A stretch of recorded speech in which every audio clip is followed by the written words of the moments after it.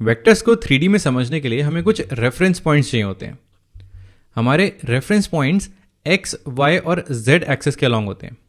जैसे कि इन पॉइंट्स को देखते हैं, ए 1,0,0 ये 1 यूनिट दूर है ओरिजिन से पॉजिटिव एक्स एक्सिस के अलॉन्ग। ऐसे ही बी 0,1,0 ये वाई एक्सिस पर है और सी 0,0,1 ये जेड एक्सिस पर है। हम किसी भी वेक्टर को इन तीनों के मल्टीपल्स के फॉर्म में लिख सकते हैं और इन तीनों को अगर हम वेक्टर्स बनाएं तो ओ ए वेक्टर, ओ बी वेक्टर और ओ सी वेक्टर, ये तीनों पोजीशन वेक्टर्स हो गए इन तीनों पॉइंट्स के, इन तीनों रेफरेंस पॉइंट्स के। इनके कुछ स्पेशल नाम हैं। हम इसको बोलते हैं आई कैप, इसको बोलते हैं जे कैप और इसको बोलते हैं के कैप। ये तीनों वेक्टर्स हैं unit vectors along these axis x, y and z, positive x, positive y और पॉजिटिव जेड। अब हम किसी भी वेक्टर के कंपोनेंट्स बना सकते हैं और देख सकते हैं कि वो एक्स एक्सिस, वाई एक्सिस और जेड एक्सिस के अलॉन्ग कहाँ कहाँ कितना कितना जा रहा है। फॉर एग्जाम्पल, अगर P है x, y, z, कोई पॉइंट है P जिसके कोऑर्डिनेट्स हैं x, y और z, तो OP वेक्टर, ओरिजिन से अगर हम एक वेक्टर बनाएं OP वेक्टर, तो उसको कंपोनेंट फॉर्म में हम ऐसे लिख सकते हैं। हम चल रहे हैं x units along positive x axis, y units along positive y axis और z units along positive z axis. तो OP वेक्टर हो गया x i cap plus y j cap plus z k cap. अब इसमें जो coordinates हैं x, y और z, इनको हम बोलते हैं ये है rectangular components of this vector. और अगर हम x i cap, y j cap और z k कैप को बोले तो ये तीनों होते हैं vector components of this vector.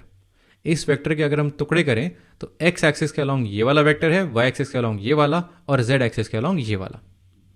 इसी को देख के, इसके कंपोनेंट फॉर्म को देख के हम इसका मैग्नीट्यूड और डायरेक्शन दोनों निकाल सकते हैं। तो ये तो होगी कंपोनेंट फॉर्म। इसी फॉर्म में अगर हमें वेक्टर बनाना हो जो दो पॉइंट्स को ज्वाइन करता हो, और यहाँ पर हम ओरिजिन की बात नहीं कर रहे हैं, how can we find a vector joining two points? तो ये कैसे करेंगे? अगर हमें ये वाला वेक्टर निकालना हो कंपोनेंट फॉर्म में तो कैसे निकालेंगे? इसके लिए हमें इन दोनों पॉइंट से बात करनी पड़ेगी। ये दोनों जो वेक्टर्स हैं OP1 वेक्टर और OP2 वेक्टर, ये पोजीशन वेक्टर्स हैं P1 और P2 के लिए। OP1 वेक्टर अगर है x1 i cap plus y1 j cap plus z1 k cap, और OP2 वेक्टर भी हमें पता है ये है x2 i cap plus y2 j cap plus z2 k cap. तो एडिशन लॉ अगर लगाएं, ट्राइंगल एडिशन लॉ लगाएं वेक्टर्स का, तो P1 P2 वेक्टर आ जाएगा। ये जो ब्लू वेक्टर है P1 P2 वेक्टर, ये P1 से शुरू हो रहा है और P2 पे खत्म हो रहा है, ये हो जाएगा difference of these two vectors OP2 vector minus OP1 vector. जहाँ पहुँच रहे हैं वो पहले आएगा और जहाँ से शुरू कर रहे हैं वो बाद में आएगा, फाइनल माइनस इनिशियल। तो P1 P2 वेक्टर हो जाएगा इन दोनों के कोऑर्डिनेट्स का difference x2 minus x1 i cap plus y2 minus y1 j cap plus z2 minus z1 k cap. तो अगर हमें इन दोनों पॉइंट्स के कोऑर्डिनेट्स पता हैं तो इन दोनों के कोऑर्डिनेट्स के डिफरेंसेस को यूज़ करके हम P1 P2 वेक्टर निकाल सकते हैं। और अगर P1 P2 वेक्टर आ गया तो इससे हम इसका मैग्नीट्यूड भी निकाल सकते हैं। वो हो जाएगा स्क्वायर रूट ऑफ इसका स्क्वायर प्लस इसका स्क्वायर प्लस इसका स्क्वायर। तो ये हो गया वेक्टर ज्वाइनिंग टू पॉइंट्स। अब प्रैक्टिस कर लेते हैं। Find the magnitude of A vector, ये है आई कैप प्लस जे कैप प्लस के कैप। कॉम्पोनेंट फॉर्म में एक वेक्टर रखा हुआ है, हमें इसका मैग्नीट्यूड निकालना है। एक बार वीडियो पॉज करो, खुद से ट्राई करो। ओके, तो दिखने में लग रहा है कि कॉम्पोनेंट्स अगर 1, 1 और 1 है तो मैग्नीट्यूड भी 1 ही होगा, बट ऐसा है नहीं। अगर इसका मैग्नीट्यूड निकालें तो ये हो जाएगा square root of 1 square plus 1 square plus 1 square, 1 1 1 ये हो गया 3, तो इसका मैग्नीट्यूड हो गया √3। तो ये 1 से बड़ा है। अब एक दूसरा एग्जाम्पल देखते हैं। Find the magnitude of c vector, ये है 1/√3 i cap plus 1/√3 j cap plus 1/√3 k cap. इसका मैग्नीट्यूड निकालो। ओके, तो ये हो जाएगा square root of 1/√3 square plus 1/√3 square plus 1/√3 square. तो 1/√3 का स्क्वायर हो जाएगा 1/3 और ये 3 टाइम्स है तो हो जाएगा 1/3 प्लस 1/3 प्लस 1/3, ये हो जाएगा 1। तो ये जो वेक्टर है इसका मैग्नीट्यूड 1 है, यानी कि ये एक यूनिट वेक्टर है। ऑल राइट, अब ऐड करते हैं कुछ वेक्टर्स को। कंपोनेंट फॉर्म में रखे हुए हैं ए, बी और सी। ये है 2 i cap plus 3 j cap plus 4 k cap, ये है minus 2 i cap plus 4 j cap plus 2 k cap, और ये है 3 i cap minus 4 j cap minus k cap. इन तीनों को ऐड करना है, find the sum of these 3 vectors. तो वो कैसे करेंगे? ओके, तो इनके कंपोनेंट्स इंडिविजुअली इंडिपेंडेंटली ऐड हो जाएंगे। A vector plus b vector plus c vector, ये हो जाएगा 2 माइनस 2 प्लस 3। सिर्फ आई कैप को देखते हैं तो 2 माइनस 2 प्लस 3। ऐसे ही हम जे कैप को देखेंगे, 3 प्लस 4 माइनस 4 और के कैप के लिए हो जाएगा 4 + 2 - 1।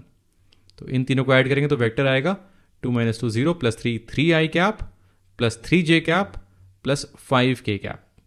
अब एक लास्ट सवाल, find the value of x, y and z such that these two vectors are equal. हमें दो वेक्टर दिए हुए हैं, ए वेक्टर और बी वेक्टर, और इनके कॉम्पोनेंट्स में कहीं पर x है, कहीं पर y है और कहीं पर z है। तो ये दोनों वेक्टर्स हमें बोला जा रहा है कि इक्वल हैं। अब x, y और z की वैल्यू निकालनी है, तो वो कैसे निकालेंगे? तो दो वेक्टर्स तभी इक्वल होंगे जब इनके कॉम्पोनेंट्स इंडिपेंडेंटली बराबर होंगे। तो कॉम्पोनेंट्स अगर कॉरस्पॉन्डिंग कॉम्पोनेंट्स देखें तो वो बराबर होने चाहिए। तो x की वैल्यू 2 के बराबर, 2 की वैल्यू y के बराबर और z की वैल्यू 1 के बराबर, यानी कि x = 2, y = 2 एंड z = 1। तो जैसे हमें पता लगा कि ये दोनों बराबर हैं, हमें तीन इक्वेशंस मिल गई, तीनों के कॉम्पोनेंट्स बराबर हैं along x axis, y axis और z एक्सिस। तो उससे हमने x, y और z निकाल लिया। अब इसकी रिवीजन कर लेते हैं।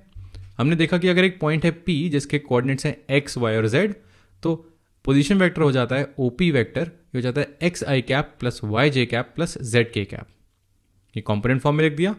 इसका मैग्नीट्यूड निकालना हो तो हम देख चुके हैं, यह है √x² + y² + z²। इसकी वैल्यू अगर r है, अगर मैग्नीट्यूड r है, तो हम बोल सकते हैं डायरेक्शन कोसाइंस ये हो जाते हैं x/r, y/r और z/r। अगर हमें दो वेक्टर्स दिए हों, a वेक्टर और b वेक्टर, इनके इंडिपेंडेंट कंपोनेंट्स दिए हों a1 a2 a3 b1 b2 b3, तो हम इनका सम और डिफरेंस निकाल सकते हैं। सम हो जाएगा a1 + b1, a2 + b2 और a3 + b3 यूज़ करके, और डिफरेंस हो जाएगा a1 - b1, a2 - b2 और a3 - b3 करके। बस ध्यान ये देना है कि x कंपोनेंट के साथ रिएक्ट करेगा, y के साथ और z के साथ। और डिफरेंस को यूज़ करके हम बोल सकते हैं कि दो वेक्टर्स तभी बराबर होंगे जब इनके इंडिपेंडेंट कंपोनेंट्स बराबर होंगे। ये तीनों बराबर तभी होंगे जब a1 b1 के बराबर, a2 b2 के बराबर और a3 b3 के बराबर होगा। अब इसके साथ कुछ और प्रॉपर्टीज भी देख लेते हैं। जब हम वेक्टर्स को किसी स्केलर से मल्टीप्लाई करते हैं, किसी कांस्टेंट से मल्टीप्लाई करते हैं, तो क्या होता है? अगर हम किसी वेक्टर को लैम्डा से मल्टीप्लाई करेंगे तो इसके सारे कंपोनेंट्स में लैम्डा आ जाएगा। Lambda a vector = lambda a1 i cap + lambda a2 j cap + lambda a3 k cap. इसका डबल करोगे तो सारे कंपोनेंट्स डबल हो जाएंगे, 10 टाइम्स करोगे तो सारे कंपोनेंट्स 10 टाइम्स हो जाएंगे। ऐसे ही डिस्ट्रीब्यूटिव लॉज भी वर्क करते हैं। अगर एक कांस्टेंट है k + m, उसको a वेक्टर से मल्टीप्लाई कर रहे हैं, तो ये हो जाएगा k times a vector + m times a vector. तो यहाँ पर a वेक्टर डिस्ट्रीब्यूट हो गया। अगर एक के बाद एक मल्टीप्लाई हो रहा है तो सारे पहले मल्टीप्लाई किए जा सकते हैं। k times m a vector, ये हो जाएगा k times m times a vector. और अगर वेक्टर्स एक से ज़्यादा हों और उसमें कोई k मल्टीप्लाई हो रहा है तो k times a vector + b vector, ये हो जाता है k times a vector + k times b vector.